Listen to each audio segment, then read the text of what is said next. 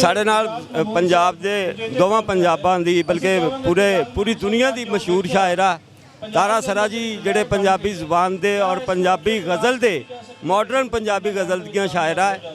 ਮੈਂ ਉਹਨਾਂ ਨੂੰ ਪੁੱਛਾਂਗਾ ਅੱਜ ਦੀ ਰੈਲੀ ਤੇ ਕੀ ਕਹਿੰਦੇ ਆ ਔਰ ਕਿਆ ਅਸੀਂ ਇਹ ਸਿਰਫ ਮੁਤਾਲਬਾ ਹੀ ਕਰਦੇ ਰਹਿਣਾ ਹੈ ਕਿ ਇਹਨੂੰ ਲਾਗੂ ਕਰੋ ਜਾਂ ਅਸੀਂ ਹੋਰ ਵੀ ਕੁਝ ਕਰਨਾ ਹੈ।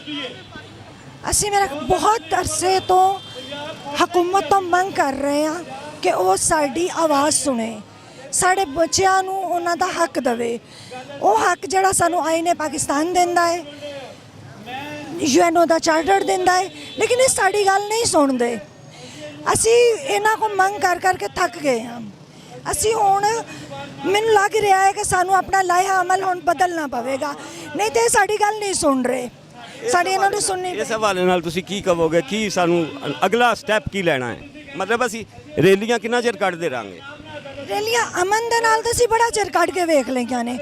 ਹੁਣ ਅਸੀਂ ਯਾਨੀ ਕੁਝ ਮੀਟਿੰਗਸ ਕਰਾਂਗੇ ਜਿਹਦੇ ਵਿੱਚ ਅਸੀਂ ਹਰ ਮਹੀਨੇ ਹਰ ਹਫਤੇ ਇਸ ਤਰ੍ਹਾਂ ਯਾਨੀ ਇੱਕ ਰੂਟੀਨ ਦੇ ਨਾਲ प्रोग्राम्स ਜਿਹੜੇ ਇhtਜਾਜ ਜਿਹੜੇ ਰਿਕਾਰਡ ਕਰਵਾਉਂਦੇ ਰਵਾਂਗੇ।